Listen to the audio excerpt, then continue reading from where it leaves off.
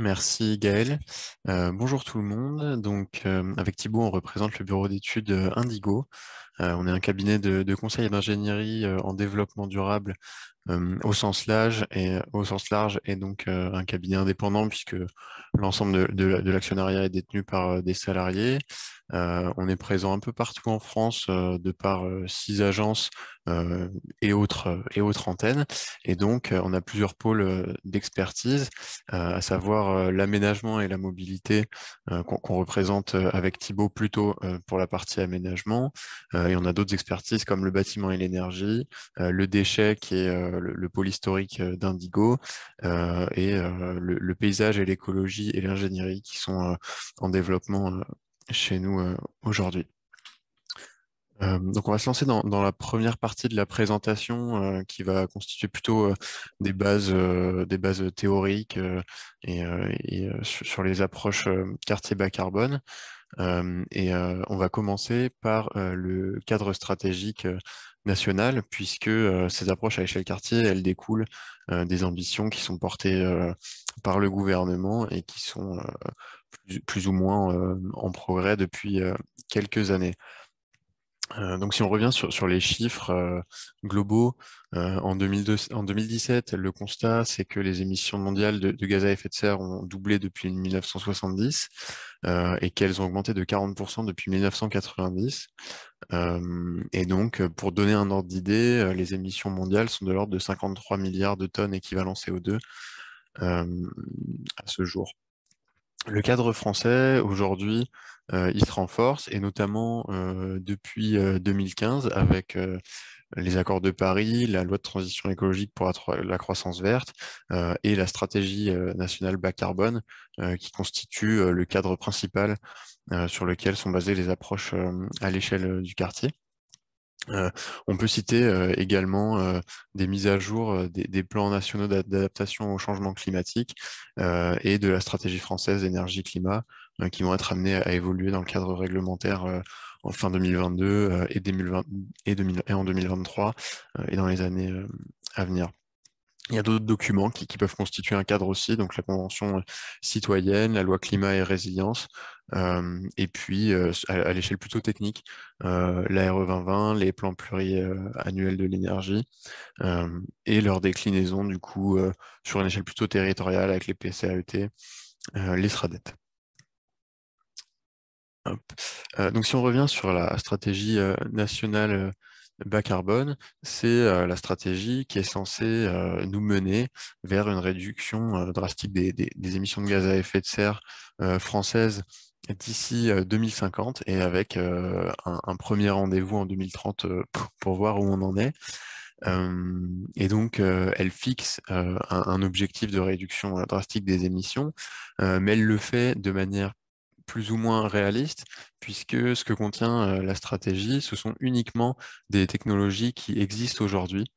Euh, et donc, c'est pas quelque chose qui nécessiterait d'inventer des nouvelles technologies pour y parvenir.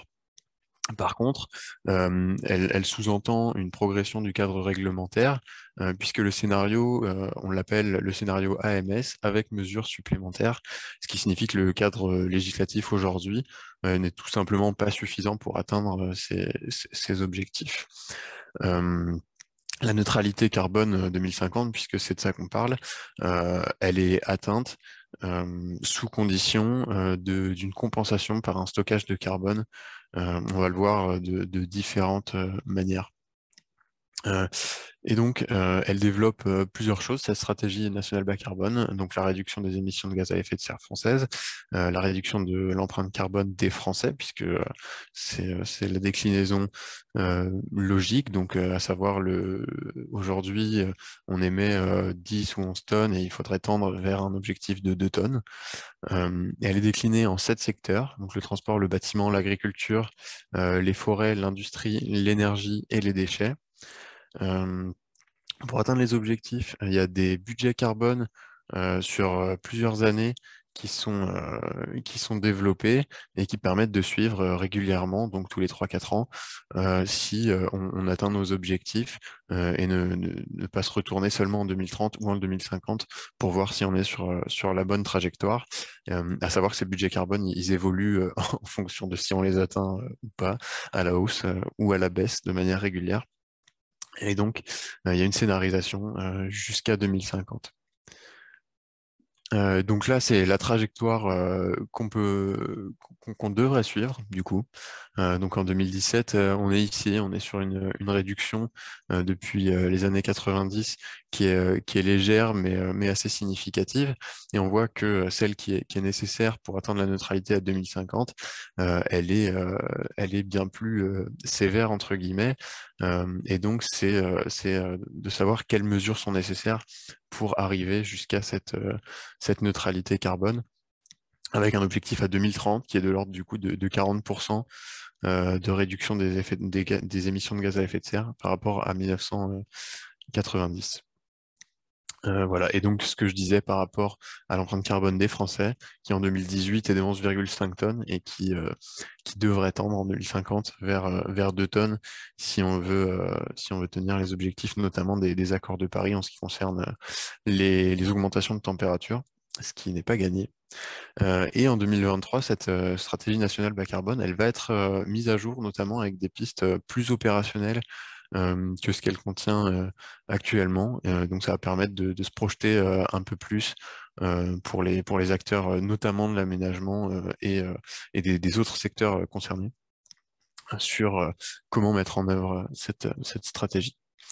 Donc ici, on a un petit récapitulatif des réductions envisagées à 2030 et à 2050 selon les secteurs.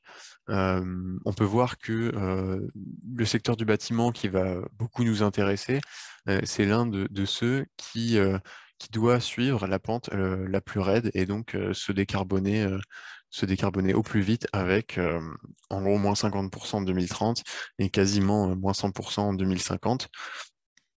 Euh, et ce qui est intéressant de voir quand on regarde tous ces secteurs et leurs ambitions, c'est que si on prend l'aménagement et notamment l'échelle quartier, on intervient sur pas mal des secteurs de la stratégie nationale bas carbone, donc à savoir le bâtiment qui représente euh, bien sûr le principal émetteur dans un quartier, mais on va pouvoir aussi jouer sur l'énergie, les mobilités notamment, les déchets, euh, l'industrie un petit peu moins, les forêts un peu moins, et l'agriculture peut-être dans une certaine mesure. Euh, et donc c'est pour ça qu'on va essayer de traduire cette stratégie à l'échelle du quartier, puisque c'est une échelle qui permet d'envisager ces objectifs de manière un peu transversale. Euh, si on fait un focus sur le bâtiment, donc c'est ce que je disais, euh, la pente, c'est celle qui est la plus raide parmi les secteurs, et donc notamment avec moins 50% à 2030. Et même si en 2023, on aura des déclinaisons plus opérationnelles pour savoir comment s'y prendre, on peut déjà donner quelques grandes lignes. euh, à savoir les modes constructifs qui devront être de plus en plus sobres, une efficacité énergétique plus importante et des énergies décarbonées, euh, une part de plus en plus importante des rénovations par rapport à la construction neuve, et notamment dans l'objectif 2050, la réduction à quasiment zéro des émissions du secteur du bâtiment se font par une très faible proportion de logements, enfin de construction neuve à l'horizon 2050 pour limiter la consommation de ressources. Je vais laisser Thibaut maintenant prendre le relais sur la partie plus méthodologie des approches quartier bas carbone. Tac, voilà. Merci Clément. Et je passe en plein écran. Il veut bien. Bon. Plein écran. Hop. Merci Clément. Du coup, on va maintenant rentrer plus dans le détail d'un bilan carbone à l'échelle d'un projet d'aménagement. avec une première approche sur les problématiques et les objectifs qui vont se poser. Vous l'avez compris avec ce que vient de dire Clément, réaliser des bilans carbone à l'échelle des opérations d'aménagement, en tout cas réfléchir à des stratégies carbone-climat à l'échelle des projets de nouveaux quartiers ou de quartiers de renouvellement urbain, c'est essentiel puisque c'est un maillon stratégique en termes d'échelle entre le bilan carbone à l'échelle du bâtiment qui se développe de plus en plus, qui avait été préfiguré par la démarche E plus C- et qui a été formalisée, institutionnalisée par la RE 2020, mise en place assez récemment. Donc un échelon intermédiaire entre ce bilan carbone bâtiment et le bilan carbone à l'échelle territoriale, donc à grande échelle, qui permet d'appréhender le fonctionnement des territoires, des collectivités, avec un focus notamment sur la question des biens et services et des modes de vie.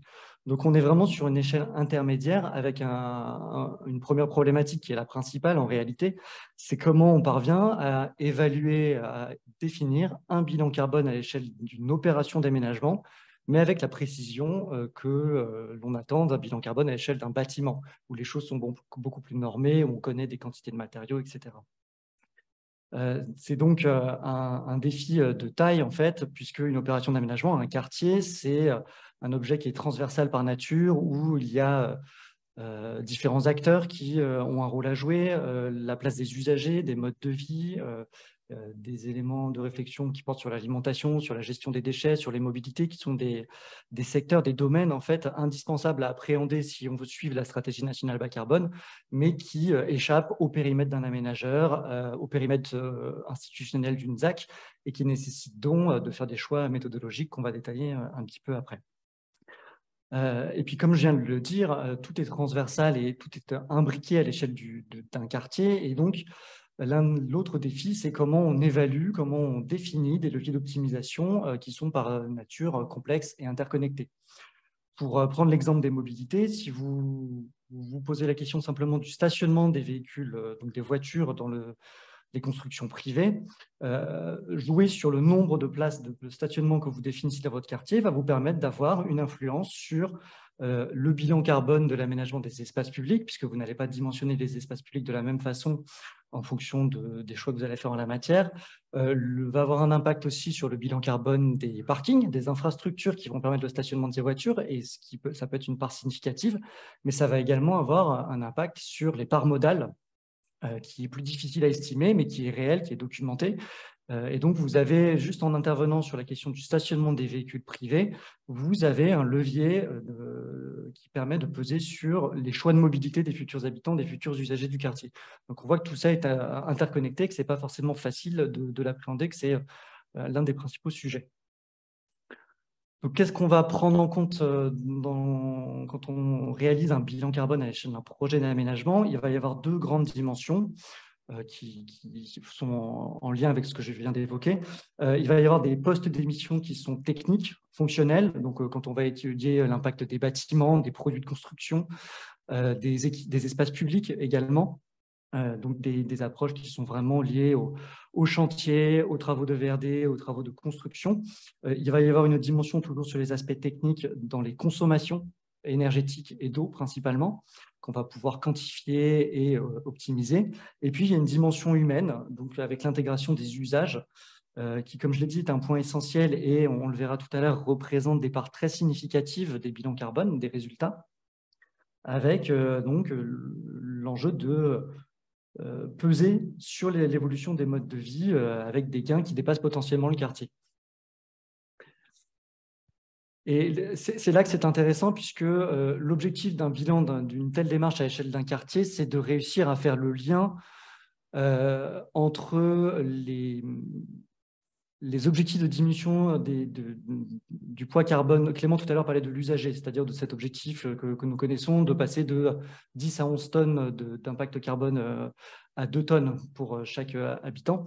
Et on sait que dans cette évolution, dans cette dynamique-là, il y a une part qui relève de choix personnels sur lesquels nous pouvons individuellement peser, et il y a une part qui relève plus de choix de société, d'organisation du territoire, qui, du coup, peuvent être potentiellement bloquants. Et l'échelle du quartier, son objectif, ça va être de peser, en fait, de donner la possibilité de réduire encore le bilan carbone et de peser en fait, sur les choix d'organisation et les pratiques.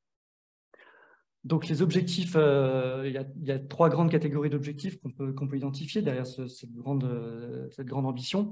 Des objectifs quantitatifs qui vont être de chiffrer l'ambition bas carbone et ce qui va permettre de savoir où on se place, où le quartier se place par rapport à la stratégie nationale bas carbone. Est-ce qu'on est en cohérence? Est-ce qu'on est déconnecté? Est-ce qu'on est exemplaire? Donc essayer de se positionner par rapport à ça. Le deuxième objectif, et c'est sans doute le principal, c'est d'identifier les leviers d'optimisation qui vont permettre de réduire le poids carbone du projet d'aménagement.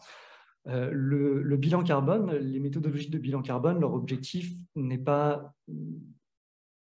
seul objectif n'est pas seulement de produire un chiffre, de donner des éléments quantitatifs, ce sont bien des outils d'optimisation et d'amélioration du projet urbain. C'est vraiment ça qu'il faut avoir en tête, c'est qu'on est dans une logique d'outils d'aide à la décision et d'amélioration d'un projet.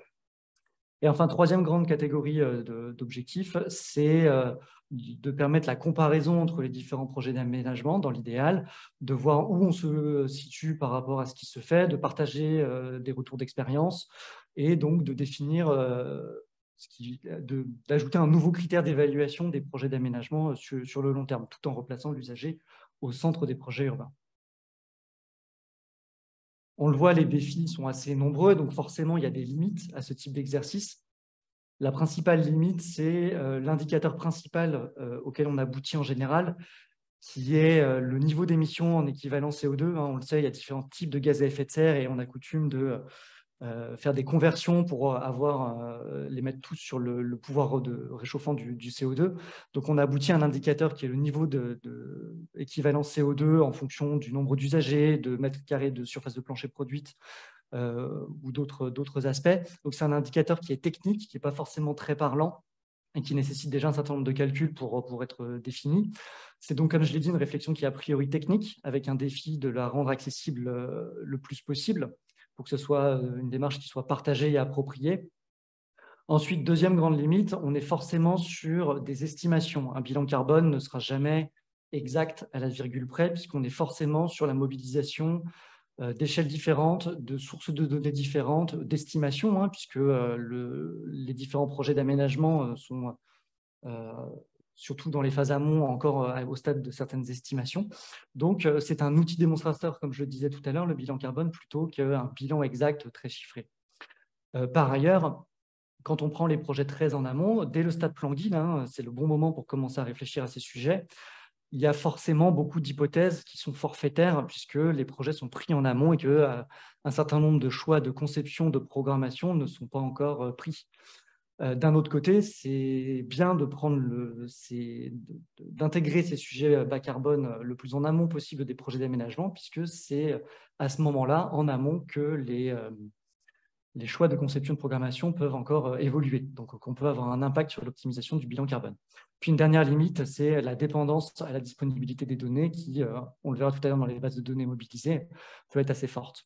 Quelques limites contextuelles très rapidement. Je parlerai tout à l'heure de l'outil UrbanPrint qui est en cours de déploiement, qui est un outil de référence qui vient d'être finalisé par un groupement d'acteurs que j'évoquerai tout à l'heure, mais qui, vu que c'est un outil qui souhaite permettre des comparaisons entre les différents projets, c'est un outil qui est normalisé, donc avec tous les avantages et les quelques inconvénients qui peuvent être liés. Il y a des questions qui se posent aussi sur les opérations de renouvellement urbain, sur la façon dont on intègre et réalise des bilans carbone à ces échelles-là. La mise en place des méthodologies est un petit peu plus difficile. Et puis, dans certains types de bilans carbone, on utilise des ratios économiques, je vais en parler un petit peu après, pour estimer en fonction du nombre d'euros dépensés par usager, par habitant, les émissions de carbone.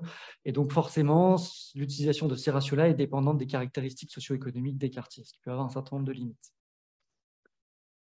Du point de vue de la méthodologie, concrètement, comment on fait quand on lance un bilan carbone? La première étape, c'est de définir les périmètres. Donc, il y a 3 périmètres à définir. Le premier, c'est le périmètre spatial. Est-ce qu'on réalise le bilan carbone à l'échelle d'une ZAC, par exemple, à l'échelle d'un quartier au sens large? Quel périmètre administratif ou géographique prendre en compte? Donc, en général, répondre à la définition de ce périmètre est assez facile puisque un projet d'aménagement, il y a toujours des périmètres qui sont définis. Les urbanistes aiment bien définir des périmètres, donc c'est assez pratique pour réaliser le bilan carbone. Le périmètre temporel aussi est un vrai sujet. La plupart des bases de données fournissent des bilans carbone, par exemple des matériaux à l'échelle d'un cycle de vie complet. On réfléchit en analyse de cycle de vie. Donc, en prenant en compte le cycle de vie du matériau, du produit, de l'extraction des ressources jusqu'à son recyclage, on compte en général une durée de vie de 50 ans. Donc, assez souvent, c'est la durée de vie de 50 ans qui va être prise en compte. On calcule les émissions carbone en matière de réalisation et de fonctionnement d'un quartier sur une échelle de 50 ans, mais ce n'est pas parce que c'est souvent le cas que c'est systématiquement le cas, et d'autres périmètres temporels peuvent être définis s'ils sont plus pertinents.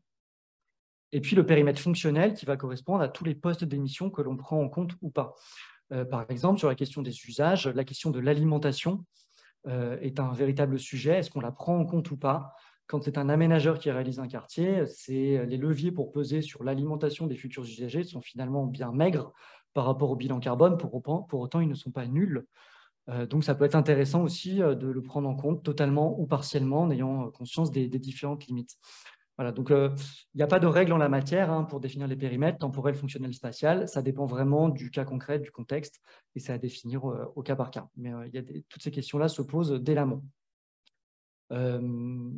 Du point de vue de la méthodologie, sur l'unité fonctionnelle, je l'ai un peu évoqué tout à l'heure, il y a un indicateur central qui est les émissions en équivalent CO2, mais on peut essayer d'avoir des indicateurs des unités fonctionnelles qui sont plus parlantes. Est-ce qu'on va réfléchir en surface de plancher? Est-ce qu'on va réfléchir par rapport à l'usager, en kilomètres parcourus? Ça pose plein d'autres questions en cascade sur, si on parle d'usager, qui est usager du quartier? L'habitant, la personne qui vient y travailler mais n'y habite pas, la personne qui vient s'y promener uniquement le week-end. Vous voyez qu'il y a plein de questions. Donc sur la définition de l'unité fonctionnelle. Et puis en termes de gouvernance, est-ce qu'on se limite, comme je le disais tout à l'heure, aux leviers et aux aspects d'un projet sur lesquels peuvent peser la maîtrise d'ouvrage, collectivité ou aménageur, ou est-ce qu'on essaie d'élargir à l'ensemble du jeu d'acteurs qui peut intervenir à l'échelle du quartier, auquel cas on peut potentiellement impliquer beaucoup de monde. Donc voilà, la première étape de la méthodologie, c'est répondre à toutes ces questions, sachant qu'il y a différentes réponses possibles en fonction des contextes. Ensuite, on rentre dans les calculs en eux-mêmes, avec une première étape, notamment sur les produits et équipements de construction qui va réfléchir en analyse de cycle de vie. Donc, comme je le disais, de l'extraction des ressources, fabrication jusqu'au recyclage, à la fin de vie, qui est ici, où on va avoir deux cas qui peuvent se présenter. Un cas simple, qui est en haut, là, où on a des données sur la quantité, par exemple du béton. On sait quelle quantité, quel mètre cube, quel volume de béton on va devoir utiliser. On connaît l'impact unitaire en équivalent CO2 du béton parce que dans la base de données, dans les bases de données, et par le fabricant a communiqué et a fait certifier son produit. Donc, on peut avoir un chiffre précis, on fait une multiplication et on a l'impact carbone. Donc, ça, c'est le cas où les choses se présentent facilement. Après, il y a plein d'autres situations où on est obligé de réaliser des calculs intermédiaires. Pour reprendre mon exemple du stationnement privatif de tout à l'heure, la quantité, ça va être un nombre de places données, et puis derrière, vous avez plein de leviers et plein de calculs intermédiaires à réaliser pour estimer le bilan carbone de la réalisation des parkings souterrains, par exemple, si c'est le choix qui a été fait. On retrouve l'idée des volumes de béton, de l'excavation des terres, de leur évacuation du site du projet, donc à chaque fois des émissions qui sont liées au transport de matériaux, à la mise en œuvre du béton, éventuellement au traitement, enfouissement des terres inertes, si c'est la solution qui a été choisie.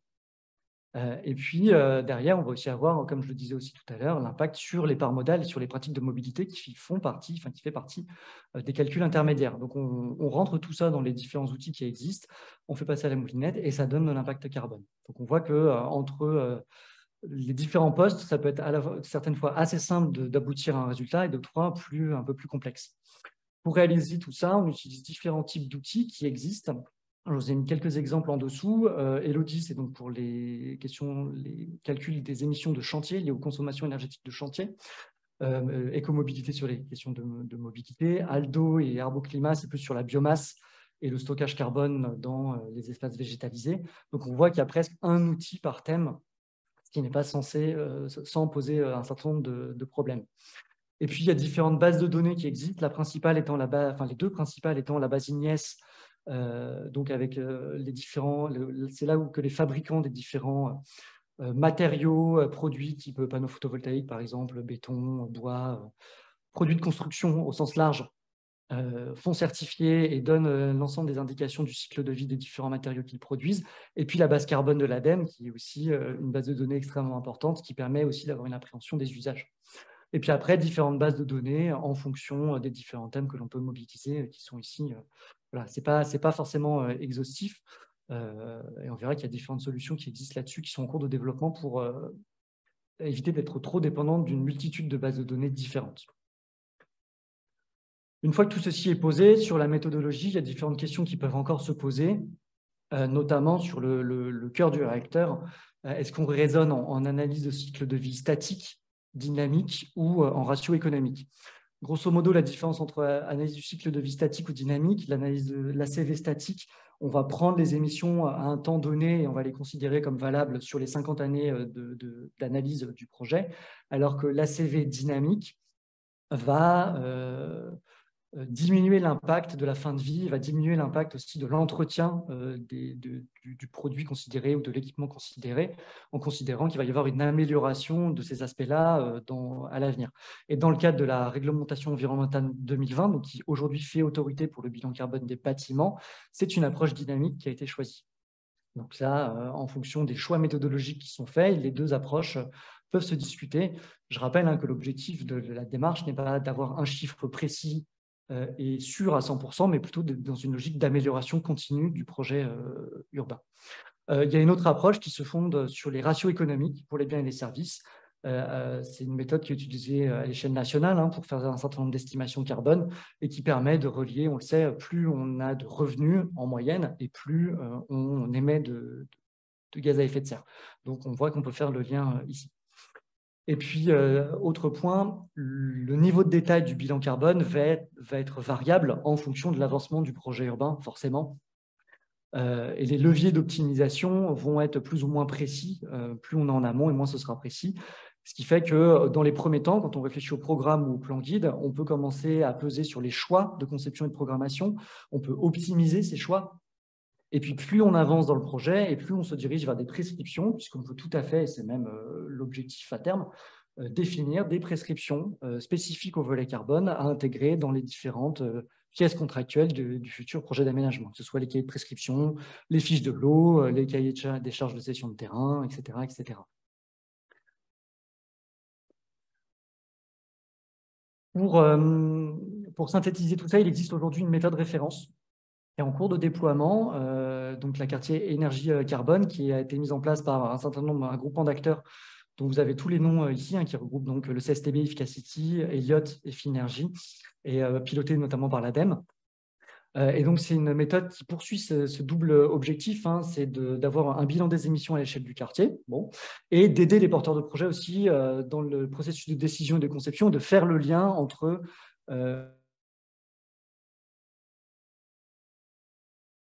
plus institutionnalisé. C'est ce qu'on voit sur ce qui est dans la partie basse de la planche, où l'approche vise à croiser le périmètre usagé et le périmètre de l'aménageur pour réussir à concilier les deux. La méthode, le détail de la méthode, on est sur une méthode d'analyse en cycle de vie hybride où on va avoir une approche détaillée classique sur les bâtiments, sur les espaces publics et sur les consommations énergétiques. Donc avec une évaluation directe de l'empreinte carbone des matériaux, et puis l'utilisation de la méthode des ratios économiques sur tout ce qui touche aux biens et aux services, comme je l'évoquais tout à l'heure.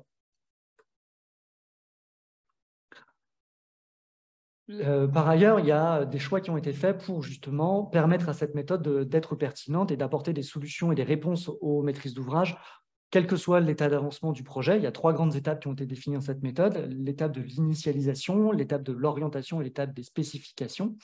Et en fonction de l'avancement du projet d'aménagement, les parties qui sont laissées en blanc, parce que non définies à ce stade d'avancement, sont automatiquement complétées par des données d'enrichissement qui sont définies par des hypothèses qui sont communes à l'ensemble des projets qui sont passés à la moulinette de cette méthode, ce qui permet d'avoir une base commune pour d'éventuelles comparaisons. C'est aussi l'un des objectifs de cette méthode, c'est de permettre des comparaisons entre les différents quartiers pour avoir un référentiel commun.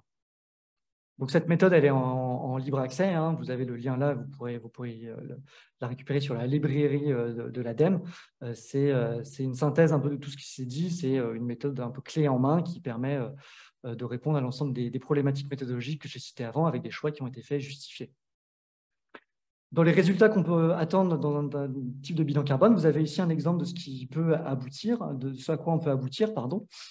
Le bilan, son objectif, hein, c'est vraiment d'identifier les grands potentiels d'optimisation et de comparer un scénario témoin ou un scénario exemplaire à d'autres scénarios peut-être moins disants qui ont moins d'ambition en matière d'optimisation du bilan carbone. C'est ce que vous avez sur l'histogramme ici, où le scénario témoin qui était sur un projet d'aménagement, hein, le scénario témoin qui était le scénario préférentiel au stade de l'arbitrage entre différentes variantes, on pouvait le comparer à un scénario qui respectait strictement la réglementation, qui était le scénario référence, un scénario plus poussé qui posait d'autres problématiques en matière d'arbitrage d'enjeux, en termes, par exemple, d'équilibre de l'opération. Et puis, ça permettait de montrer le positionnement du scénario témoin par rapport à la stratégie nationale bas carbone à terme, en 2050, et à l'étape intermédiaire de 2030. Donc, on voit que sur le strict critère du bilan carbone, le scénario exemplaire était plus vertueux forcément et plus en phase avec la stratégie nationale bas carbone.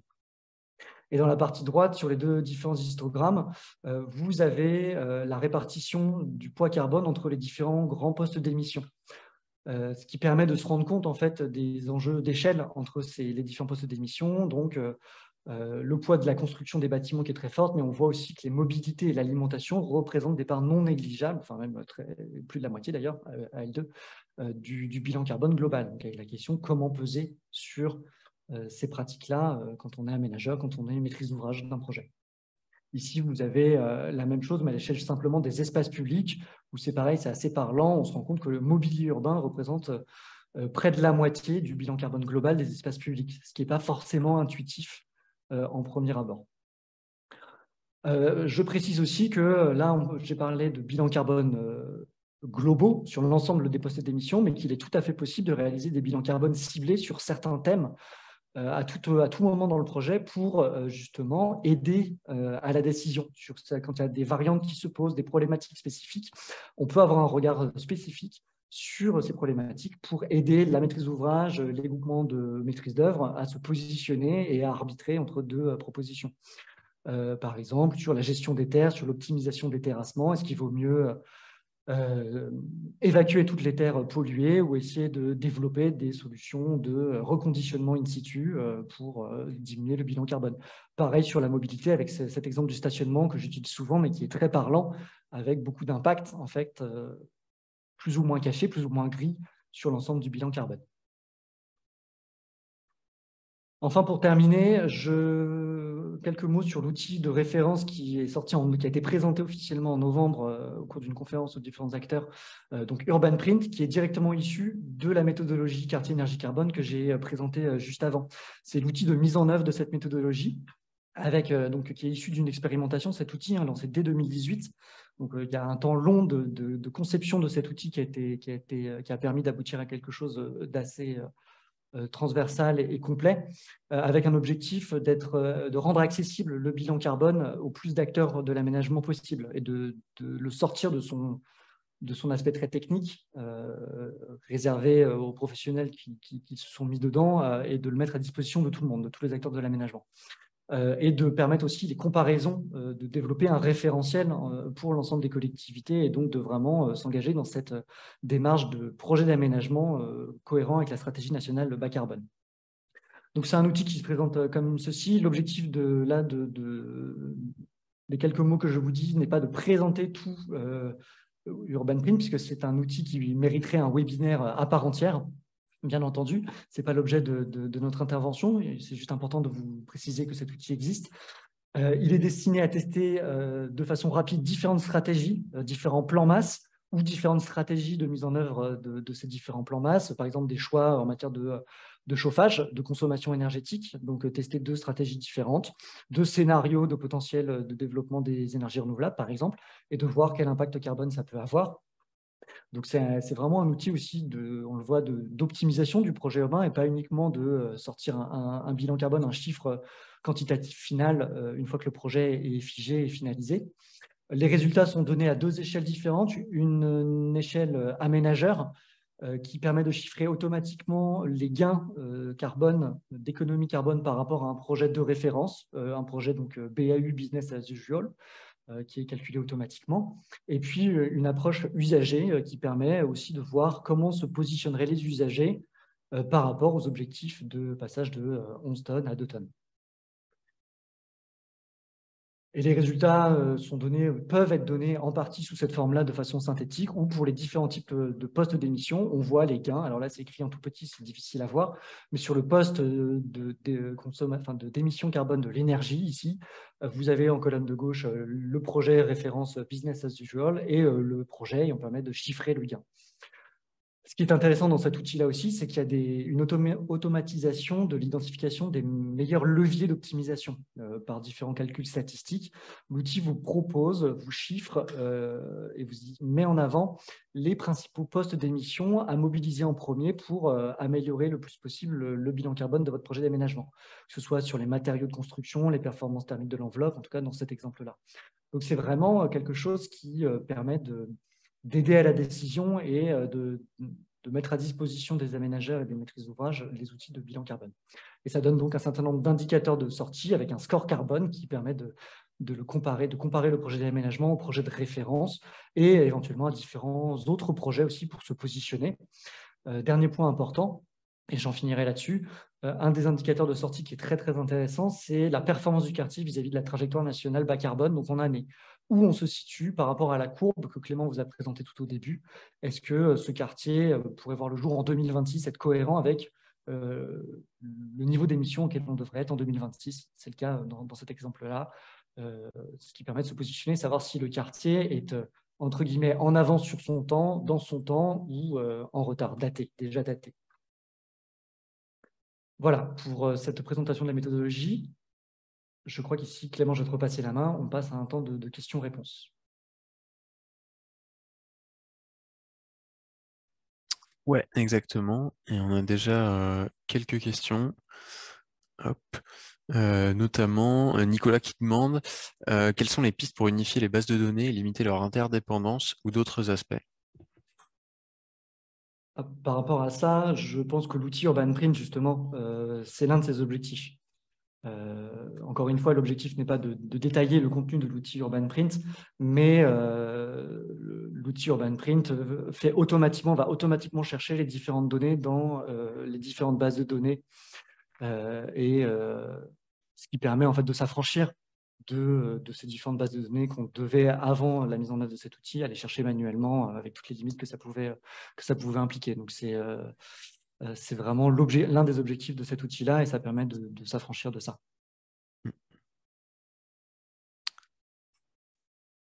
Il y a Nicolas qui demande, au-delà du gain, y aurait-il un indicateur 1,5 degré compliance, peut-être lié à la surface par habitant?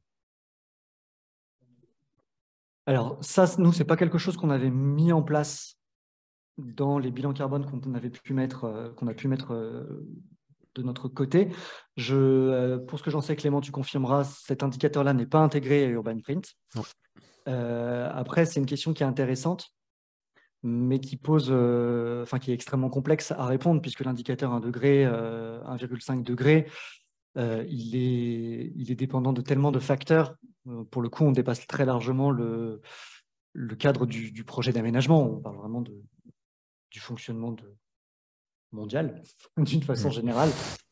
Même si ça a été fait, l'objectif de la stratégie nationale bas carbone, c'est de s'affranchir d'une partie de ces interdépendances. Et pour autant, ça me paraît un peu compliqué à mettre en œuvre. En tout cas, nous, on ne s'est pas lancé là-dedans. Et UrbanPrint ne l'a pas fait aussi. Mais c'est peut-être une des pistes d'enrichissement de l'outil, puisque UrbanPrint a vocation à évoluer. Ludovic qui demande s'il y a un webinaire prévu dédié à UrbanPrint. À ma connaissance, c'est en débat. Je sais qu'il y a des gens de l'ADEME qui auront la réponse dans les participants et qui peuvent peut-être répondre dans le chat à cette question. Je préfère ne pas m'engager au nom de l'ADEME et de l'ensemble des acteurs, puisque Indigo n'a pas participé à la conception d'UrbanPrint. Donc, je ne voudrais pas parler au nom de l'APCC sur ce sujet et des acteurs d'Urban Print. Ouais. Yeah. La caractérisation de l'alimentation dans les quartiers, notamment quels outils et bases de données qui pourraient être utilisés. Alors, sur les différentes bases de données, en fait, il n'y a pas de base de données officielle, à ma connaissance, en tout cas sur le sujet. C'est vraiment des méthodologies qui ont été mises en place, en tout cas de notre côté, sur des données fournies par exemple par l'ADEME ou différents organismes sur les consommations moyennes annuelles des Français, sur les émissions d'un régime carné, d'un régime végétarien, ce genre de données qu'on multiplie après par des nombres d'usagers et qu'on pondère en fonction de la programmation du quartier, puisque ce qui va être intéressant derrière ces estimations, ça va être les leviers d'optimisation du poids carbone de l'alimentation, avec bien sûr cette idée de la programmation des rez-de-chaussée, le développement des circuits courts à l'échelle du quartier, le développement éventuellement de l'agriculture urbaine à l'échelle du quartier, voilà, l'ensemble de ces leviers d'optimisation qui permettent d'avoir un impact faible au regard de l'impact général de l'alimentation, on en a parfaitement conscience, mais quand même un impact. Je précise sur l'alimentation que c'est méthodologiquement discutable de l'intégrer. C'est intéressant, c'est une démarche qui est intéressante, mais il peut être aussi jugé pour la solidité globale du bilan carbone de ne pas l'intégrer dans un bilan carbone parce que c'est quelque chose qui est beaucoup plus diffus, beaucoup plus difficile à saisir et qui est en fait, d'une façon générale, beaucoup plus pertinent à appréhender à l'échelle des bilans carbone type plan climat, en fait, ou plan d'alimentation territoriale. Ce sont des échelles qui sont plus larges que le quartier et c'est sans doute à plus grande échelle que c'est méthodologiquement plus appuyé. Pour autant, ça fait partie des leviers d'optimisation qu'une maîtrise d'ouvrage a à disposition. Il y a Nicolas à nouveau qui demande est-ce que il va scraper les autres bases en parlant sûrement des problématiques de base de données dont on parlait tout à l'heure et par rapport à Urban Print. Je vais peut-être y répondre rapidement, tout simplement. Urban Print ne constitue pas une base de données en soi, mais pioche bien dans des bases de données existantes pour se recréer une base propre. Mais il n'y a pas de création de base de données derrière Urban Print. Donc, il ne va pas remplacer des bases de données existantes. Il y a peut-être des projets d'unification de bases de données en cours, mais je pense qu'on ne peut pas forcément s'avancer là-dessus. Il y a Emmanuel qui demande comment prenez-vous en compte les émissions du transport aérien telles que les voyages à l'étranger pendant les congés des usagers? Alors, la réponse est ici très simple, on ne les prend pas en compte, puisqu'on considère que ça ne relève pas du périmètre de l'aménagement d'un quartier, ça relève vraiment d'un choix personnel. Ouais. Et par ailleurs, un aménageur n'a absolument pas la main là-dessus à l'échelle d'un quartier, donc c'est pas pertinent de le prendre en compte. Ouais, et donc pour étendre à Urban Print qui calcule l'empreinte carbone d'un habitant sur le périmètre global, tout ce qui n'est pas pris calculable à l'échelle d'un aménageur, il le fait avec des ratios économiques. Donc pareil, caractéristiques socio-économiques et combien cette catégorie de personnes dépensent dans l'avion en moyenne par an. Alors, il y a Anne Lefranc de l'ADEME qui dit qu'ils ont proposé à la PCC de réaliser un webinaire dédié à la méthode quartier énergie carbone et Urban Print. Et donc, c'est en réflexion pour une programmation début 2023. Donc, ça répond directement à des questions que les gens se posaient. Parfait. Et il y a une autre question sur est-ce que l'outil Urban Print est accessible à tous? Oui. Enfin, non, l'est, pardon. oui, Vas-y, Clément, tu le sais mieux. Il y a une petite nuance. il l'est au sens où il est diffusé et où chacun peut se le procurer, mais de manière payante. Et donc, il est plus destiné à être utilisé par des bureaux d'études. Parce qu'en soi, l'utilisation du logiciel nécessite pas une technique particulière, c'est plutôt facile d'utilisation. Par contre, l'interprétation des résultats qu'il y a derrière et la connaissance de la méthode aussi, pour pouvoir traduire ces résultats, est importante. Donc, il est accessible à tous, payant, et on ne peut pas aller faire un bilan rapidement pour voir ce que ça donne, quoi, si c'est la question. Et il est payant, c'est-à-dire que c'est une licence comme beaucoup de logiciels de simulation, donc c'est une certaine somme. Ouais.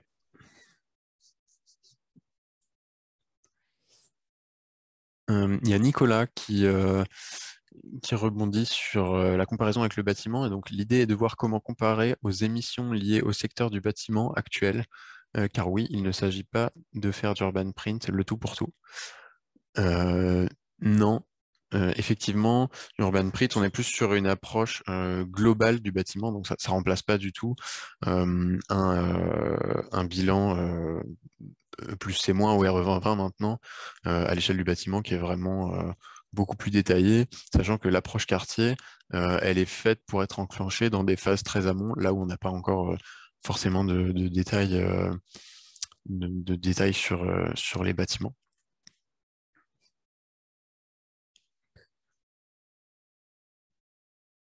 Je ne sais pas s'il y a d'autres questions.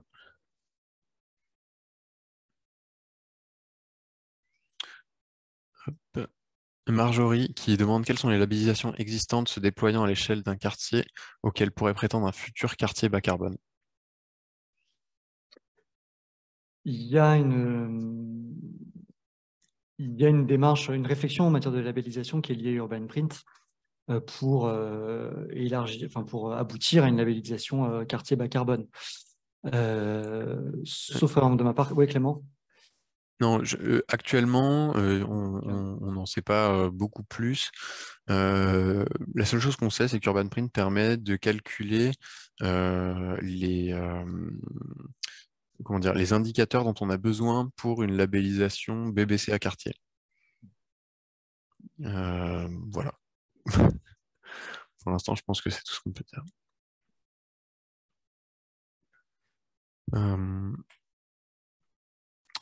A priori, il n'y a pas d'autres questions à part s'il y en avait dans le chat, je vais vérifier. Et ben, je pense que c'est bon. Si vous avez d'autres questions qui vous viennent, n'hésitez pas à les poser. Il y aura un deuxième temps d'échange à la fin de la deuxième partie de la présentation. Et donc, je vais laisser Thomas sur cette partie. Merci Clément. Donc Thomas Boisseau, chef de projet à la Sonadev. Donc la Sonadev, on est une société d'aménagement mentionnée autour de l'agglomération de Saint-Nazaire. Saint-Nazaire dans le 44, Loire-Atlantique. Donc là, vous avez sous les yeux, c'est une carte de la commune de Saint-Nazaire, en tout cas la partie centrale, avec l'opération dont on va parler. Donc il s'agit du le quartier du Moulin du Pé, qui est en fait une friche. C'était anciennement le site de l'hôpital de la ville, qui a été délocalisé en 2012. Et l'ensemble du complexe hospitalier a été démoli en 2015-2016.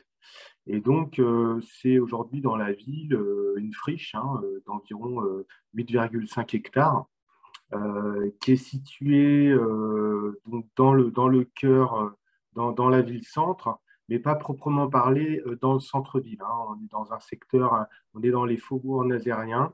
On a une proximité qui reste quand même très intéressante par rapport au littoral, par rapport aux espaces récréatifs. Il y a un lac juste à côté, et par rapport à la proximité de la gare. Donc, un secteur de la ville qui n'est pas premium, mais qui est quand même intéressant. Voilà. Et donc, nous, en tant qu'aménageurs, on nous a sollicité pour aménager un projet d'environ 450 logements en lieu et place de ce site de l'ancien hôpital. Voilà, donc là, vous avez sous les yeux le site dans sa configuration actuelle, hein. Donc, dès le départ, ce projet pour la ville de Saint-Nazaire, c'est un projet important, hein. 450 logements à l'échelle de la programmation logement de la ville, c'est beaucoup. Et il y avait une volonté dans les objectifs que ce projet contribue au rayonnement du territoire. Donc, ça, c'est un élément important. Et dans cet esprit-là, il a fallu positionner ce projet d'un point de vue aussi environnemental, hein. Et on a réfléchi aux différentes possibilités. Il y avait un volet biodiversité qui était très faible sur le secteur. Il y avait une gestion des eaux pluviales qu'on prévoit qui est finalement assez classique. Et finalement, ce qui faisait vraiment la spécificité de ce site, c'est ce qui était déjà présent sur place, les matériaux de déconstruction, on va en reparler, le choix d'avoir conservé des parkings en ouvrage et un certain nombre de bâtiments. Et à partir de là, on a positionné ce projet sur vraiment une ambition bas carbone. Voilà, on avait déjà mené des projets, des constructions bas carbone, mais là, l'idée était, à partir de cette feuille blanche, de bâtir un véritable projet urbain bas carbone. Voilà, donc ça constitue pour nous une ambition, un socle de base en fait du projet sur lequel on a bâti un projet urbain. Et c'est bien dans ce sens-là qu'on l'a fait. C'est un objectif primaire de l'opération. Et donc, on est parti de la sorte. Ce qui veut dire que même dans la constitution des équipes du projet, on a fait le choix de recruter un AMO qui est donc Indigo, hein, qui nous accompagne sur ces questions-là, qui étaient vraiment différenciées de notre groupement de maîtrise d'œuvre. On souhaitait avoir une vision en direct en tant qu'aménageur sur la lecture carbone de ce projet, avec un conseil qui soit totalement indépendant de notre équipe de maîtrise d'œuvre. Donc, au départ, il a fallu pour nous, en tant qu'aménageurs, se faire une culture et, pour ne pas se perdre aussi dans tout un tas de calculs, moi, mon approche, c'est quand même de rester assez prudent par rapport à ces différents calculs. On a voulu se faire un ordre d'idées, en fait, et comprendre les ordres de grandeur. Et c'est ce qu'a présenté Thibaut tout à l'heure, c'est-à-dire que sur le camembert tout à gauche, on se rend bien compte que ben voilà, nous, ça c'est notre prisme habituel en tant qu'aménageur, hein. On aménage, on viabilise et on livre. Et donc c'est de la construction. Donc quand on a cette lecture-là, ben voilà, on voit que le bâtiment c'est les 2 tiers. Il y a la question des parkings s'ils sont en ouvrage, la question des VRD, des déblais, des remblais. Voilà. Et pour autant, quand on se met dans une lecture complètement différente, en intégrant les usages du quartier sur une certaine période, ben, la lecture, elle est complètement différente. Et on se rend compte que cette part-là reste bien évidemment importante, hein, c'est à peu près un tiers des enjeux, mais qu'il y a des enjeux majeurs qui sautent aux yeux. C'est la question de l'énergie, c'est la question de la mobilité et la question de l'alimentation. Alors, après, à partir de cette première lecture, ben voilà, on a voulu travailler sur les gros gisements. On a fait le choix, comme indiquait Thibaut, ben, nous, à l'échelle, en tant qu'aménageur, on ne travaille pas sur le volet alimentation. C'est une problématique très intéressante, impactante, mais qui, pour moi, relève plus des compétences de la ville et de l'agglo, tout ce qui est alimentation en milieu scolaire, voilà, éducation, mise à disposition de foncier, stratégie pour le développement des circuits courts. Voilà, tout ça, c'est des sujets très importants, mais à ce stade dans le projet, on a voilà, travaillé surtout sur le volet constructif, l'énergie, la mobilité et les espaces publics. Alors, ensuite, l'idée, c'est pas de détailler l'ensemble, mais plutôt de prendre quelques postes sur lesquels on a travaillé et plutôt de parler d'exemples. Voilà, le premier exemple, c'est que Moulin du Pé, c'est un site assez spécifique. Alors, je suis désolé, je ne peux pas mettre plus de visuels que ça de l'opération, puisque en fait, on présente à la population l'opération demain. Donc voilà, je laisse la primeur au maire de présenter tous les visuels qu'on a préparés. Mais à partir de demain et vendredi, si vous voulez plus d'informations, on a tout un tas d'éléments à communiquer, hein. Donc, pour ceux que ça intéresse, ce sera largement possible. Donc, sur le volet préparation des sols, dans Moulin du Pé, la spécificité, c'est qu'on se retrouvait en fait avec ce complexe hospitalier qui a été rasé et on a globalement 80 000 mètres cubes de béton concassés qui ont été laissés sur site, qui nous posent tout un tas de questions. Ils n'ont pas été évacués à l'époque. Et donc là aussi, on a sur cette question des bétons, qui pour nous était un sujet qui est vraiment un sujet en soi, d'un point de vue pollution, d'un point de vue géotechnique, d'un point de vue nivellement du projet. d'un point de vue fertilité des sols. Voilà, il y a tout un tas de sujets. Mais pour nous, on souhaitait vraiment aussi avoir une lecture carbone des solutions techniques qu'on voulait en mettre en place. Et Indigo nous a accompagnés là-dessus et nous a permis, là aussi, de nous faire des ordres de grandeur. Et on s'est rendu compte que ces évacuations de béton, finalement, le traitement de cette problématique des bétons, si on souhaitait les évacuer, l'ordre d'idée, c'est que 2/3 de l'empreinte carbone, c'est du transport de camions pour les évacuer ailleurs sur le territoire, sachant que derrière, ils seront ensuite ramenés pour d'autres opérations d'aménagement. Donc, c'était très éclairant pour nous. À partir de là, on a travaillé une solution pour au maximum les garder en place. Et donc, aujourd'hui, on s'oriente là-dessus. La photo que vous voyez à l'époque, c'est on a réalisé une opération pilote sur un échantillon de béton pour se faire une idée, valider notre méthode. Aujourd'hui, notre méthode, elle est calée. En avril, on attaquera le chantier de retraitement à grande échelle, mais avec une réutilisation sur site, ce qui permet vraiment de limiter l'impact carbone de ce volet-là. Après, on a quand même voulu se poser la question de se dire, mais finalement, ce qu'on fait là sur les bétons, quel est l'impact en fait si on devait ramener ça à tous les mètres carrés qu'on va construire sur la ZAC? C'est ce que vous voyez avec l'histogramme en haut à droite. On se rend compte que ça reste modéré en fait par rapport au reste du gisement carbone, mais que ça reste quand même, pour nous, c'est un sujet, ça reste un sujet très important. Le deuxième volet, c'est le volet de la construction. Alors pour nous, ça reste bien sûr le principal volet. Thibaut l'a bien présenté tout à l'heure. Le bâtiment qui fait une mue encore très importante avec RE 2020 qui arrive. Et le parti pris qu'on a sur Moulin-du-Pé, c'est bien de différencier en fait le niveau. On va avoir un niveau d'exigence qu'on va demander aux constructeurs qui va varier selon les typologies de logements et selon les temps de sortie et les mises en chantier.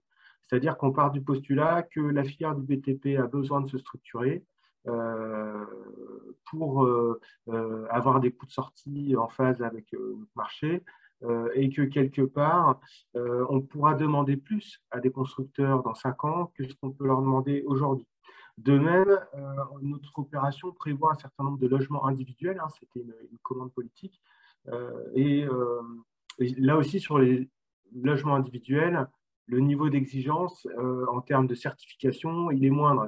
Il n'y a aucun sens d'aller demander des certifications à un ménage qui va avoir beaucoup de difficultés à boucler son budget par rapport aux autres exigences qu'on va lui demander, et que, à l'inverse, quand on est sur une grosse opération, sur le premier lot de la ZAC, qui est de l'ordre de 80 logements, là, on a des certifications qu'on va demander, c'est ce qu'on demande aujourd'hui, NF Habitat profil HQE, profil bas carbone.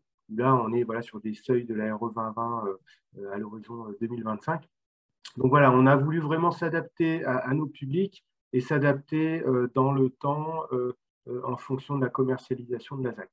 Et on a, dans les fiches de l'eau qu'on produit aujourd'hui, essayé, la RE 2020 aujourd'hui est très claire et aide beaucoup là-dessus, mais voilà aussi de retrouver ces ordres de grandeur entre les différents lots de la construction, d'avoir des points de vigilance particuliers derrière dans l'analyse des projets qui nous sont proposés par les constructeurs, sur les postes qui pèsent aujourd'hui dans la construction. Un autre point intéressant dans ce projet, c'est qu'on a énormément travaillé sur la question du bioclimatisme. Alors là, on parle du volet énergie, bien du volet énergie au sens des usages dans une analyse carbone d'un projet.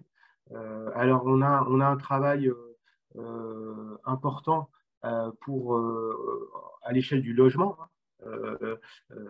la question des logements traversants, des doubles orientations, voilà, donc on travaille à l'échelle du logement, mais on travaille aussi à l'échelle des formes urbaines. Et pour nous, ça, c'est vraiment quelque chose qui peut être travaillé en amont pour, au final, proposer une conception urbaine de bon sens, qui permettent d'éviter au maximum tout ce qui est consommation d'énergie pour chauffer, pour rafraîchir.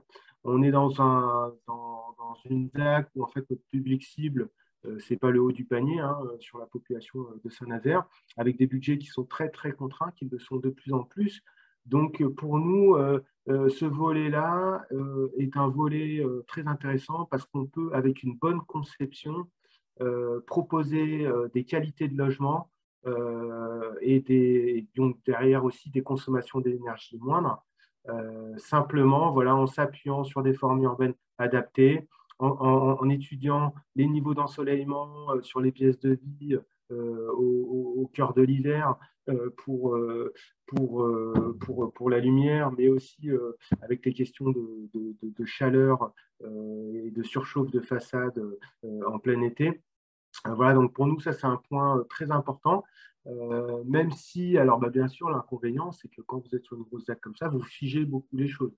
Vous figez beaucoup les choses parce qu'il y a des volumétries que vous ne ferez pas bouger pour des questions de masse solaire. Mais finalement, on se rend bien compte que figer les choses, c'est aussi une demande, c'est aussi une commande chez nous qu'on a politiquement d'avoir au final des habitants qui sont sécurisés sur ce qui sortira à côté de chez eux. Donc de s'engager vis-à-vis des preneurs sur les hauteurs en proximité immédiate. Donc finalement, figer les choses, on le doit aussi aujourd'hui d'un point de vue notarié. Donc on le fait aussi sur ce volet bioclimatique. Je précise d'ailleurs sur le volet bioclimatique, ce que vous voyez là, on l'a fait bouger, c'est-à-dire qu'on l'a travaillé en plan de composition, on l'a retravaillé en AVP, et à chaque fois qu'on a modifié de façon importante les projets, Indigo est venu apporter sa lecture d'un point de vue bioclimatisme, voilà, en dialogue direct aussi avec la maîtrise d'œuvre, qui pour le coup était très sensible. J'ajoute aussi là-dessus, mais ça concerne moins le volet carbone, on a aussi fait un travail sur les vents dans le projet. C'est vrai que sur Saint-Nazaire, commune littorale, on a des vents très importants. Et voilà, on livre finalement on livre des espaces extérieurs pour chaque logement, c'est ce qu'on essaye. Voilà, c'est comment faire pour demain proposer des espaces extérieurs de qualité réellement praticables une bonne partie de l'année. Et le volet mobilité, alors le volet mobilité, il y a deux diapos, donc c'est vrai qu'il y a le volet hard, on va dire, hein, si on prend l'informatique, il y a le volet hard et puis le volet soft. Sur le volet hard, c'est voilà, des parkings qui existent, hein, c'était les parkings de l'ancien hôpital de Saint-Nazaire pour les salariés, donc c'est 460 places en deux parkings silos en 3 niveaux et 2 niveaux. Et en fait, dès le départ, on s'est posé la question, qu'est-ce qui se passe? Est-ce que si demain on les rase, quel est l'impact carbone? Et là, vous avez les chiffres. C'est globalement x10 en fait. Hein. Si vous rénovez des parkings ou si vous décidez de les détruire et de les reconstruire, l'empreinte carbone, c'est x10. Donc, une fois qu'on a fait cet exercice, on se rend compte qu'on ne détruit plus. De toute façon, on va aller de plus en plus, hein, nous, en tant qu'aménageurs, sur cette lecture-là, et je pense qu'on va détruire de moins en moins de choses parce que voilà, les chiffres parlent d'eux-mêmes. Voilà, alors ils étaient en place. On va le voir dans le projet, ça génère, ça nous a généré clairement quand vous réhabilitez, c'est plus compliqué, hein, c'est plus compliqué, c'est un point dur dans le projet urbain, voilà, mais ça offre tout un tas d'avantages. Donc, à partir de cette contrainte, on en fait vraiment une force du projet, on va le voir ensuite. Et puis, je pense que ce qui est important dans le volet hard, ce que j'ai remis là, c'est la question de l'usage dans la durée de ces parkings. Ces parkings, aujourd'hui, voilà, on est dans un système où les personnes ont chacun une voiture. Demain, on parle plus de mobilité, d'usage de la voiture, de voitures partagées. Et on ne sait pas si dans 30 ans, 40 ans, on aura besoin encore de gros ouvrages comme ça pour garer des voitures qui sont à l'arrêt 95% du temps. C'est vraiment une question qu'on peut se poser. Et du coup, aujourd'hui, on travaille aussi sur la question des montages juridiques, sur comment faire comment on peut éviter le montage de la copropriété pour remettre en service ces parkings. La copropriété, c'est un système qui est très contraint, très rigide en fait. Et il est très difficile à 30 ans, si ces parkings n'ont plus d'utilité, dans le cadre d'une copropriété, de modifier leur usage, par exemple de se mettre tous autour de la table, dire bah voilà, on n'a plus besoin, on les détruit, on va au terrain, on a un autre usage. Voilà. Et la question qu'on se pose, c'est est-ce que voilà, les parkings aujourd'hui, c'est pas les caveaux qu'on a aujourd'hui, les parkings, c'est pas demain ce qu'on a aujourd'hui avec les caveaux dans les immeubles anciens, qui sont aussi en copropriété, qui correspondent à plus aucun usage, et qui pourtant bah, sont très difficiles à faire muter. Voilà, donc on réfléchit aussi sur cette question des montages juridiques. Et puis sur le soft, ben voilà, on a travaillé sur deux aspects. L'aspect dissuasif, c'est vraiment la contrainte, c'est de dire voilà, ben, globalement le parking, personne ne veut le payer dans le projet urbain. Le promoteur, l'habitant, l'aménageur, la ville. Donc finalement, ben voilà, on va la mettre à sa juste place, la voiture, on va la contraindre, on va la mettre au plus tôt dans les parkings. On va la mettre à distance. Et c'est vrai que mettre à distance le stationnement, on sait que c'est aussi un levier très important pour, pour modifier les comportements des habitants. Que quand la voiture est juste devant la porte, où là, bah, c'est vrai que d'un point de vue compétitif, en termes de temps, la voiture est souvent imbattable, surtout dans Saint-Nazaire, qui est une ville de la reconstruction avec une très très grosse place donnée à la voiture. Donc, on travaille sur l'approche dissuasive, mais pas que. L'idée, c'est pas d'apporter que de la contrainte aux gens, c'est de leur dire, mais voilà, finalement, on vous contraint avec du parking qui est en ouvrage, qui est pas, c'est-à-dire que vous allez sortir de votre voiture, vous allez devoir marcher avant de rentrer dans votre immeuble. C'est pas une cage d'escalier, c'est pas un ascenseur qui vous amène directement à votre palier. Mais en contrepartie, la collectivité amène le bus à haut niveau de service en 2025 qui dessert la ZAC. On travaille activement sur les connexions en réseau doux, interquartier, tout ce qui est visible pour connecter au mieux le projet. On travaille beaucoup la question du vélo, la place de la marche. Et on sait sa possibilité avec des locaux aujourd'hui encore en blanc, d'offrir des solutions alternatives à la voiture individuelle. Il y a plein de choses qui sortent dans la mobilité, sur l'autopartage. Donc, on se laisse aussi la possibilité. Donc, c'est proposer des solutions alternatives, pas que de la contrainte, mais vraiment des solutions alternatives. Et puis, c'est aussi proposer autre chose. C'est-à-dire que quand vous ne mettez pas des voitures alignées le long des voies, et vous pouvez proposer des espaces publics de qualité. Vous pouvez proposer un quartier qui est beaucoup plus calme, beaucoup plus apaisé, donner plus de place aux enfants qui ont de moins en moins de place aujourd'hui dans nos villes. Voilà, dans des espaces beaucoup plus tranquilles. Voilà. Et puis, ça contribue aussi à la désimperméabilisation des surfaces. Moins de stationnement, vous pouvez proposer des espaces plus intéressants. Et enfin, un petit retour d'expérience globale en tant que maître d'ouvrage de ce projet. Pour nous, c'est l'empreinte carbone et sa mesure, son évaluation. Pour nous, c'est un des outils de pilotage de notre projet. C'est-à-dire que voilà, c'est une lecture de ce qu'on fait, de quoi qu'on comprend, mais ce n'est pas une finalité. C'est-à-dire que voilà, pour nous, voilà, va vraiment rester d'autres champs très importants, le financier, le juridique, les attentes politiques, l'habitat et tout ça. Mais pour nous, c'est une nouvelle lecture et elle est très intéressante et elle vient questionner vraiment notre façon de faire. Ce qu'on s'est rendu compte aussi dans le projet, c'est que au début, il n'y avait pas non plus, c'était pas non plus clairement une grosse demande d'aller sur ce projet urbain bas carbone. Et qu'en fait, quand on a travaillé dessus avec Indigo, avec le groupement de maîtrise d'œuvre, on se rend compte qu'en fait, dès qu'on se met autour de la table, tout le monde a envie d'aller dans ce sens. Tous les acteurs de l'aménagement, de la construction. Donc, on voit quand même que les mentalités évoluent, l'agglo, la ville, les services, tout le monde a envie d'aller là-dedans.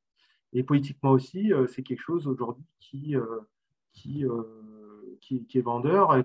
Et du coup, c'était quand même intéressant, c'est qu'en fait, on ne doit pas batailler. En fait, il y a eu des positions qu'on a dû garder, tenir. Je ne vais pas rentrer dans le détail, mais on a dû tenir pas mal de choses. Mais au final, il n'y a pas tant d'obstacles que ça d'aller dans un projet dans ce sens-là. Autre point, c'est que c'est vraiment une démarche de territoire. Bah, on a parlé d'alimentation, hein. Ouais, on ne travaille pas dessus, mais je pense que la ville et l'aglo doivent se saisir de ces sujets-là.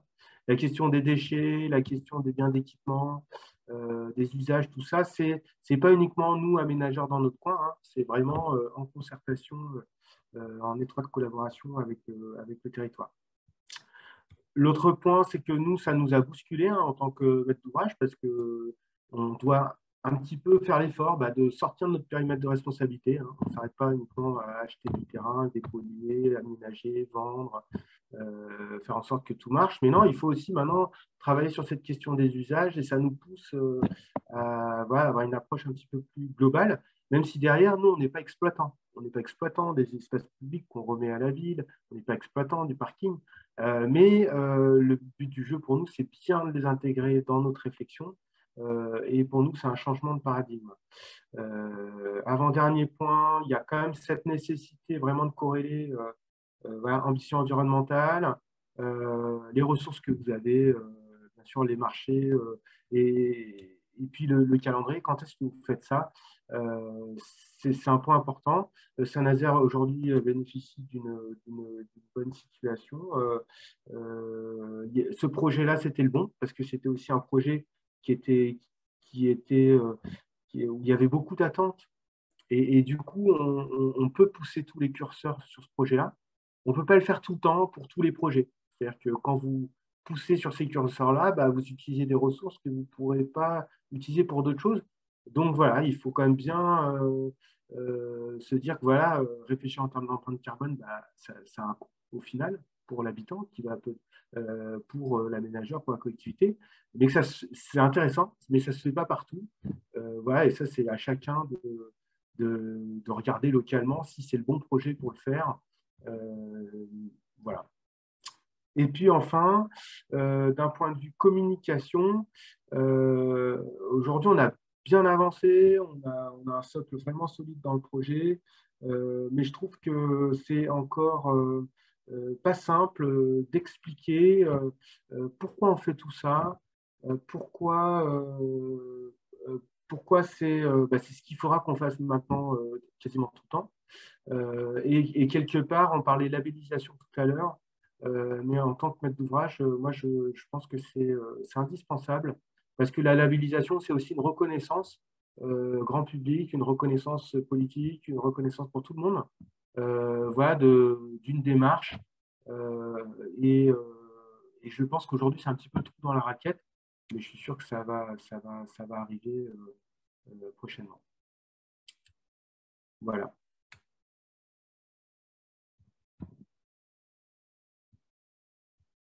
Merci beaucoup Thomas. On va passer du coup aux questions-réponses à la deuxième session. Du coup, n'hésitez pas si vous avez à nouveau des questions. On en a déjà quelques-unes, notamment Nicolas qui demande est-ce que le facteur x10 qu'on a vu entre la rénovation du parking et la démolition-reconstruction, elle pourrait être encore plus importante avec des structures plus complexes, par exemple quand on parle d'habitation? Eh bien là, Clément, je te retournerai bien la question parce que je serais bien mal à l'aise de pouvoir y répondre. J'ai jamais eu à faire le calcul. Ouais, ouais. C'est des calculs qu'on fait de temps en temps, comparer entre voilà, si on démolit ce bâtiment et qu'on le reconstruit, ou si on le rénove, quel est l'impact carbone. Le facteur x10, là en l'occurrence, il était de 10. Après, sur tout ce qui est bâtiment plus complexe, donc que ce soit des habitations, de l'activité, etc., ça dépend vraiment des lots qui vont être touchés par rapport à la reconfiguration du bâtiment. Donc il n'y a pas forcément de règles à se dire que plus le bâtiment est complexe, plus ce facteur va évoluer. Ça dépend vraiment du contexte, du bâtiment, de la hauteur, de beaucoup de choses. Il y a beaucoup d'acteurs qui travaillent sur ces analyses parce que voilà, on voit que les rénovations vont prendre de plus en plus de place, mais du coup, il faut qu'on arrive à justifier qu'elles sont bénéfiques, ces rénovations. Et donc, je pense que dans les mois ou années à venir, il y y aura peut-être plus de retours d'expérience pour une vision plus globale de ce sujet-là. Thibaut, je ne sais pas si tu veux intervenir. Ouais, juste pour compléter sur ce sujet, dans les différentes études qu'on a fait là-dessus, les différentes simulations, on est sur des habitations, on est en général inférieur au facteur 10 quand même. Donc, être supérieur, on ne l'a encore jamais vu. Je ne dis pas que c'est impossible, mais on est quand même en général inférieur. Ouais. Ça ne surprend pas vraiment parce qu'en parking en ouvrage, le gros œuvre est prépondérant en fait, par rapport à de l'habitation. Ouais, c'est ça. On a une question de Benoît qui dit, dans la conception, est-ce que vous avez pris en compte la réversibilité des espaces et du coup de la question, comme on l'a évoqué, du stationnement dans 20-30 ans? Alors, la question de la réversibilité des espaces, alors les espaces publics, comme on les conçoit en tant qu'aménageur, c'est toujours en étroite collaboration avec la collectivité qui va être gestionnaire, en l'occurrence ici la ville de Saint-Nazaire. Et la ville de Saint-Nazaire sait qu'elle devra, à un moment donné, faire évoluer des voiries, des cheminements. Donc, il y a des demandes là-dessus de pouvoir, même si vous avez besoin d'une voirie en sens unique uniquement à 2,50 m, ils vont vous demander 4 mètres ou 4,50 m ou 5 mètres pour avoir deux mains à double sens et prévoir des. Voilà. Donc ça, on le travaille habituellement. Après, ce qui devient très difficile en termes de réversibilité des espaces, c'est qu'avec zéro artificialisation nette et tout ce qui arrive sur la rationalisation du foncier, hein, qui est une nécessité, on se doit d'avoir une consommation des espaces beaucoup plus économe. Euh, du coup, on réimpute sur l'espace public beaucoup de choses, ce qui fait qu'en fait, on a déjà du mal à faire tout rentrer, en fait, entre tout ce qui est réseau, espace vert, conteneurs enterrés, éclairage, et vous prenez les contraintes de tout le monde, c'est déjà très difficile à faire rentrer. Donc, je ne suis pas sûr la réversibilité des espaces publics, si on parle des voiries, à part l'essence de circulation, on puisse changer beaucoup de choses. Et après, en ce qui concerne les espaces verts, les espaces verts, on peut toujours les modifier. Euh, Après, tout dépend. Par exemple, dans Moulin-du-Pé, toute la gestion hydraulique se fait à l'échelle d'un jardin humide dans le parc urbain de la ZAC. Donc là, c'est une gestion intégrée à l'échelle de la ZAC. Donc, une fois que vous l'avez fait de façon globale, vous n'y toucherez pas. Donc, je dirais, voilà, sur des ZAC assez contraintes comme ça, la réversibilité des espaces publics n'est pas simple parce que tout est très contraint. Merci. Hélène qui demande, savez-vous pourquoi le parti pris de détruire les anciens bâtiments hospitaliers a été retenu? Oui, ça, c'est une question. Alors, j'étais pas là à l'époque. J'étais pas là à l'époque. Je sais qu'il y a eu des débats à l'époque déjà de les conserver. Je suis pas sûr que ça soit. Alors, d'un point de vue carbone, ça aurait été très intéressant. Après, voilà, comme je disais, il n'y a pas qu'une la lecture carbone dans les projets. En fait, un complexe hospitalier, c'est très spécifique, hein. Vous avez, c'était un gros bâtiment à trois pattes avec des niveaux de sous-sol. Vous aviez des fois trois niveaux de sous-sol dessous. C'est complètement spécifique en fait. Et puis vous aviez une quarantaine de bâtiments en fait qui sont connectés entre eux par des réseaux, des galeries souterraines.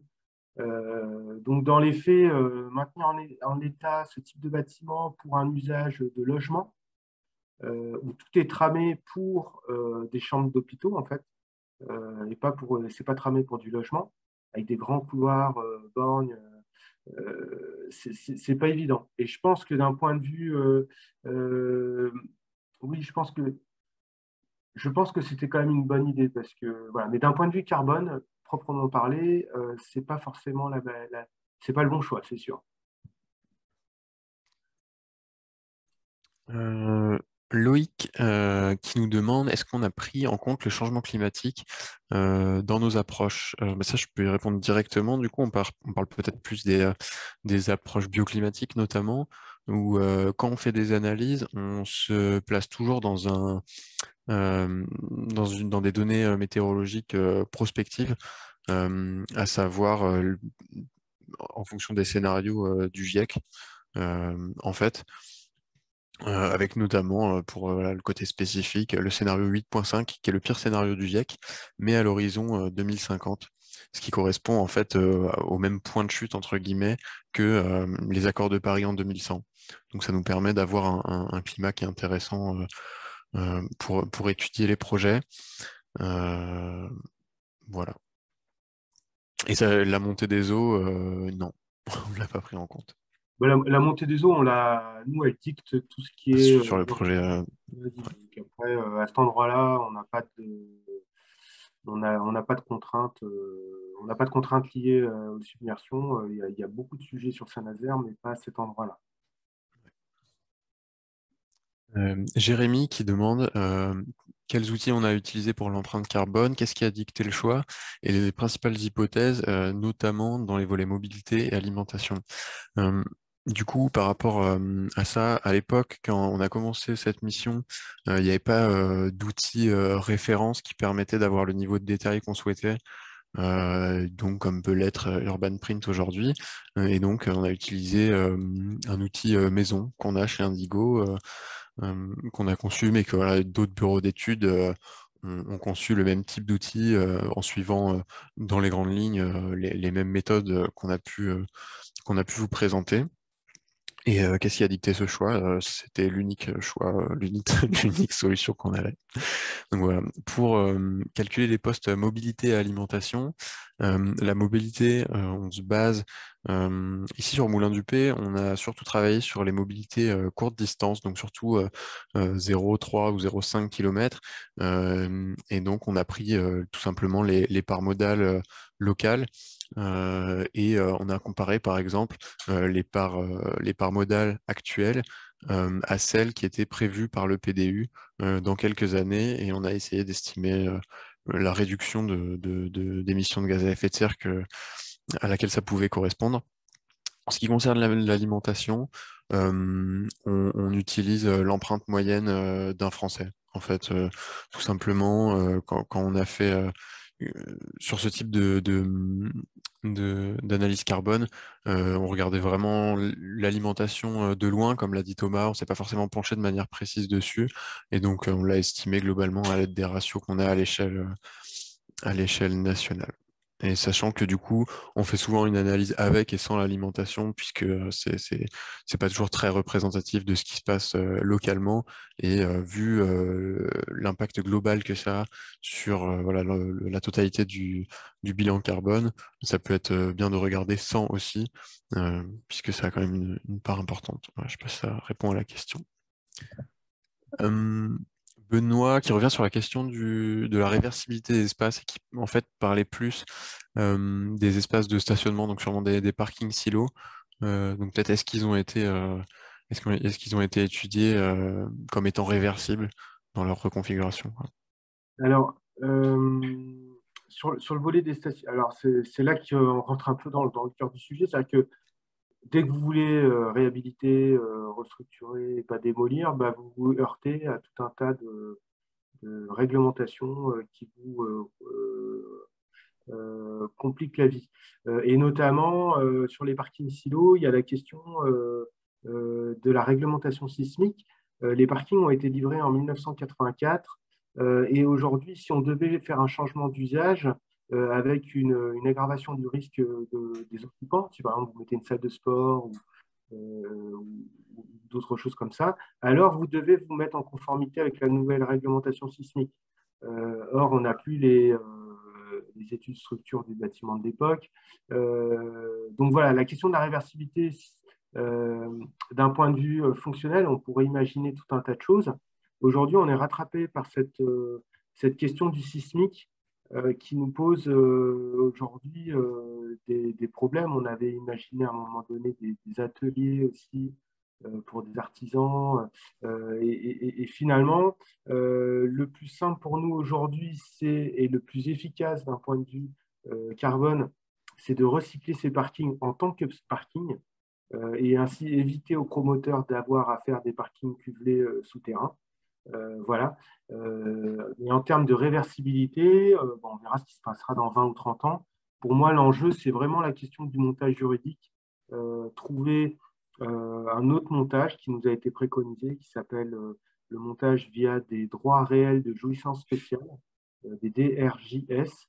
Et ces droits réels de jouissance spéciale vous permettent en fait d'avoir un droit de place dans ce parking, mais les murs appartiennent à l'association syndicale libre, l'ASL du quartier. Je ne vais pas rentrer dans le détail, mais globalement, avec ce système de DRJS, vous avez globalement le même fonctionnement du parking, sauf qu'à l'horizon des 30 ans, quand les copropriétaires se réunissent pour savoir ce qu'ils veulent faire de ce parking, puisqu'en fait, c'est des droits qui sont bornés dans le temps, 30 ans, voilà, à l'horizon des 30 ans, quand ils se réunissent, ils peuvent décider d'affecter ces parkings à autre chose, en lien avec la réglementation qu'il y aura dans 30 ans. Ils peuvent décider de détruire les parkings, ils peuvent décider de s'en séparer, de les vendre, dans des règles de prise de décision qui sont beaucoup plus souples que les règles de la copropriété. Ou dans la copro, en gros, si vous avez 460 places et 461 copropriétaires, il suffit qu'il y en ait un qui s'oppose. Vous n'avez pas l'unanimité et il a un pouvoir de blocage sur toute la mutation du bâtiment. Voilà, donc pour moi, la notion de réversibilité, elle est plutôt aujourd'hui dans les questions de montage, mais notre choix, ça a été surtout, voilà, finalement, dans le tour d'horizon, c'est vraiment de les réaffecter en parking. C'est là qu'on a la meilleure parking et mobilité alternative. Vélo, stationnement, véhicule en autopartage si demain on en a, mobilité globalement. On a peut-être une dernière question, je vois qu'il est 15h30, après on pourra redonner peut-être la parole à Gaël. Du coup, quelles a été ou ont été les solutions pour lesquelles vous avez opté pour l'énergie, géothermie, biomasse, solaire ou autre? Alors, sur l'énergie, on a travaillé avec Indigo sur les différents scénarios. Pour nous, il y avait deux familles, hein. Il y a la famille des logements individuels et puis la famille du logement collectif. Les solutions ne sont pas les mêmes pour les deux. Après est venue dans la danse la question, est-ce qu'on allait être accordé au réseau de chaleur urbain de l'Agglo, qui devrait se déployer, on ne sait pas quand. Donc, à un moment donné, bien sûr, d'un point de vue carbone, c'était la solution la plus intéressante. Pour des raisons locales, je ne pense pas que le réseau de chaleur arrivera sur Moulin-Coupé dans les 10 prochaines années. Donc, il faut trouver des solutions alternatives. Donc après, Indigo nous a préconisé quels étaient les meilleurs mix énergétiques sur du collectif, surtout sur la question du bois, qui est beaucoup ressortie, et de chaufferie à l'échelle d'un ou plusieurs immeubles, les solutions aussi de déployer un petit réseau de chaleur à l'échelle de la ZAC, qui pourrait être raccordé plus tard à un réseau de chaleur urbain. Donc, on a étudié différentes possibilités. Ce que je dirais, c'est que ce travail-là, alors là, on le voit aujourd'hui avec la première consultation qu'on a lancée et le lauréat qu'on est en train de retenir, sur 80 logements. Lui, il préconise aujourd'hui du bois avec un appoint gaz pour les pics de consommation. Voilà, c'est aujourd'hui les solutions qui nous ont préconisées. Et je dirais que sur ces questions d'énergie, on a eu tout ce panel qui a été brossé par Indigo au départ, mais on doit tout ça le retravailler. Alors déjà, parce que ça dépend beaucoup aussi, tout ça, ça dépend des notes carbone qui sont attribuées aussi aux différents fournisseurs d'énergie. Et du coup, et des hypothèses que vous prenez sur la disponibilité des granulés de bois, par exemple, sur les prévisions d'augmentation du coût de l'électricité, donc chacun de ces sujets, c'est des sujets en fait très casse-gueule. Donc j'ai une approche à ce jour assez prudente. On n'aura pas de, on n'a pas de vision collective, on n'a pas l'idée de mettre en place un système de chauffage collectif à l'échelle de la ZAC. On s'écarte de ça. Et pour moi, la solution, il y aura plusieurs solutions sur le collectif. C'est à chaque fois, en fonction de chaque consultation, on fera analyser la proposition du candidat par Indigo au regard des données dont on disposera le moment venu. Quant au logement individuel, là, on voit de toute façon sur les autres. En fait, c'est plus un gros sujet en fait le chauffage dans le logement individuel. individuel. Voilà, donc, et là, c'est vraiment à la liberté des preneurs. Et là-dessus, aujourd'hui, on n'apporte pas de contraintes sur leur chauffage individuel. On en apporte sur beaucoup de sujets, mais pas sur celui-ci aujourd'hui.